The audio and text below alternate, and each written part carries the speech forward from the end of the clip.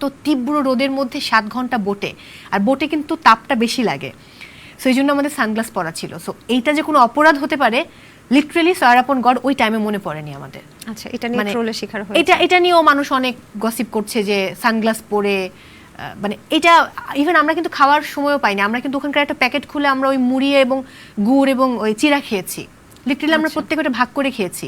Ultimately কারো কোনো ক্ষতি হয় না, ক্ষতি হয় কিন্তু সাধারণ মানুষের।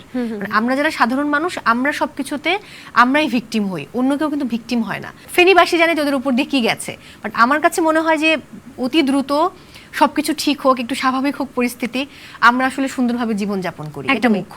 সারা রেহনুমা আপনাদের সাবেক বন্ধুসভার সদস্য এবং নোয়াখালীর জেলার, তাই তো?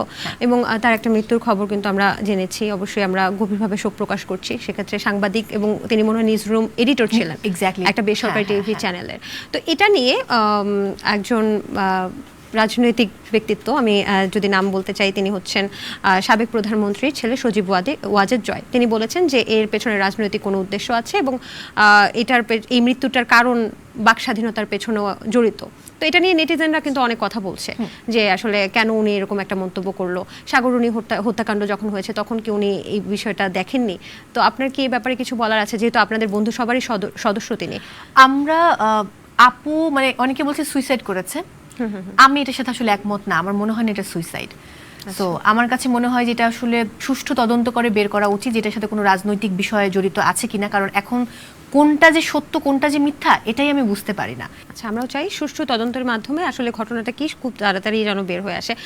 একটা বিষয় আসলে জানতে চাচ্ছি, আপনি একটা পোস্ট শেয়ার করেছিলেন রাহুল আনন্দকে নিয়ে, যখন শোনা যায় যে একটা গুঞ্জন উঠেছে সেই রাহুল আনন্দের বাড়িতে হচ্ছে আগুন দেওয়া হয়েছে। পরবর্তীতে এটা নিয়ে কিন্তু নানান জল্পনা কল্পনা আছে, এখনো আগুন দেওয়া হয়েছে নাকি পাশের ধানমন্ডি 32 থেকে আগুনটা লেগেছে, এখন পর্যন্ত কিন্তু সেটা সঠিক তদন্ত হয়নি। তো আপনি পোস্টটা শেয়ার করেছিলেন এবং পোস্টের ক্যাপশনে এরকম ছিল যে, ক্যাপশনে না, আপনি যে পোস্টটা শেয়ার করেছেন সেটা ক্যাপশনে এরকম ছিল যে এই যে গানটা গেয়েছে সর্বশেষ, এই গানের সকল ইনস্ট্রুমেন্টগুলো আসলে এখন আর নেই। তো এই বিষয়টাকে আপনি কিভাবে দেখবেন? আপনি গণভবন থেকেও যে লুটপাট হয়েছে সেটা নিয়েও স্ট্যাটাস দিয়েছেন, তো আপনি এগুলো নিয়ে খুব আসলে দুঃখিত ছিলেন।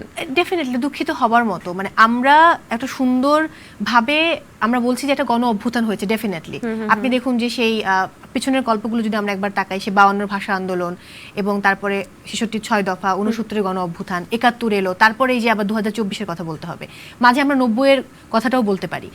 24-এ এসে আমাদের মানে জেনারেশন জেড এত চমৎকার করে সবকিছু করলেন। এইটা না, আমাদের বিদেশে অনেক বন্ধু আছে বিভিন্ন জায়গার, তারা কিন্তু ভিডিওগুলো আমাদেরকে পাঠিয়েছে, প্রশ্ন করেছে যে এটা কীরকম উচ্ছ্বাস। আমার মনে হয় যে উচ্ছ্বাসের ভাষাটা কিন্তু সুন্দর হওয়া উচিত। ছাত্র আন্দোলনের পক্ষে আমরা সবসময় ছিলাম, কিন্তু এইভাবে উচ্ছ্বাসটা কেমন যেন দৃষ্টিকটু লেগেছে আমার কাছে। এখন এটা নিয়ে আমাকে অনেক অনেক গালি দিয়েছে, গালি দিতেই পারে, বাট আমি আমার ব্যক্তি, যেহেতু লোকজনই বলছে বাক স্বাধীনতার কথা, তো আমার তো বাক স্বাধীনতা আছে, আমি আমার ব্যক্তি মতামত প্রকাশ করেছি। আমার কাছে মনে হয়েছে যে এইভাবে উচ্ছ্বাস প্রকাশ করার কিছু নেই। এই যে একটা গুঞ্জন, অনেক রকম গুঞ্জন আসতো যে আন্দোলন হচ্ছে বা ডাকাত পড়েছে, সেই সময়টা আসলে আপনারা কি? হ্যাঁ, ডাকাত দেখেছি, ডিজে পার্টি করেছেন? আমার নিজের এলাকাতেও ডাকাত, না ডিজে পার্টি করিনি, আমি বেরিয়ে হইনি বাসা থেকে। ডাকাত পড়ছে, ডাকাত শুনছি, সবাইকে ফোন করছি তোমরা সতর্ক থাকো। একদিন উত্তরাতে ডাকাত পড়লো। এটা কি গুজব ছিল নাকি কি আপনি দেখেছেন নিজের চোখে? ডাকাত পড়েছে, এটা সত্য। মানে ওই ডাকাত তো আসলে কি ডাকাত, যারা অনেকদিন না খেয়ে আছে। আপনি নিশ্চয়ই ডাকাতদের ছবি দেখেছেন সামাজিক যোগাযোগ মাধ্যমে, কিছু তো ভাইরাল তাদের শরীর দেখে মনে হয় যে হ্যাঁ হ্যাঁ এক্স্যাক্টলি হাড্ডিসার ডাকাত দেখেছি। অনেক মানে ডাকাতদেরকে যে বিভিন্ন রকমই দেখেছি আমরা। না, আমি হাড্ডিসার ডাকাতের ছবি দেখেছি। আচ্ছা, আমি আবার কিউট ডাকাতও দেখেছি। ওকে, অনেক কিউট, মানে মেয়েরা ক্রাশ খাচ্ছে রীতিমতো, এরকম ডাকাতও দেখেছি। আচ্ছা, ওরকম ডাকাত আমি দেখিনি। সাকিব আল হাসান নতুনভাবে বিশ্ব রেকর্ড করেছে এবং তার পাকিস্তানের বিপক্ষে একটা জয় হয়েছে, সেজন্য আপনি শুভকামনা দিয়েও একটা পোস্ট শেয়ার করেছেন। তো আপনি সম্প্রতি মনে হয় শুনে থাকবেন যে সাকিব আল হাসানের সম্পর্কে বা তার নামে আসলে মামলা করা হয়েছে, এবং সেটা নিয়ে কিন্তু আসিফ নজরুল স্যার উপদেষ্টা, তিনি কিন্তু বলেছেন যে এর আগে একজন ফুটবলারের নামেও কিন্তু মামলা করা হয়েছিল, তখন তো আসলে কেউ কথা বলেনি, এখন কেন কথা বলছে? তো এই সার্বিক পরিস্থিতিটাকে আপনি আসলে কিভাবে দেখছেন? আমি যদি আমার জায়গা থেকে ব্যাখ্যা করি, সেই জায়গায় ব্যাখ্যা করলে হবে যে সাকিব আল হাসানকে আমরা কেন চিনি, মানে ক্রিকেটার হিসেবে বিশ্বসেরা অলরাউন্ডার আমরা বলি।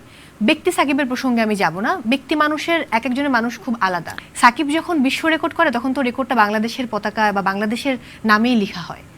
সো ওটা যদি সে নিজের জন্য করেও থাকে, তারপরে তো ওটা আমাদের জন্য করছে, এটা আমি মনে করি। আর আমার কাছে মনে হয় যে আগে কি হয়নি বা আগে কি হতো না, ওইটাকে ধরে এখন বিচার না করে যারা অন্তর্বর্তী সরকার, তাদের কাছে আমার একটাই চাওয়া যে সবকিছু খুব সুষ্ঠুভাবে হবে এবং সঠিক তদন্তের মাধ্যমে হবে। সাকিব যদি হত্যাকারী হয়ে থাকে তাহলে শাস্তি পাবে, সাকিব হত্যাকারী মানে না হয়ে থাকে শাস্তি পাবে না। পিসিবির নতুন সভাপতি ফারুক আহমেদ, আপনি ইতিমধ্যেই পোস্টের মাধ্যমে তাকে কিন্তু শুভকামনা জানিয়েছেন। তো আপনার কি মনে হয় যে নতুনভাবে আবার পিসিবি গঠন হচ্ছে, তো সেক্ষেত্রে কি কি পরিবর্তন আনা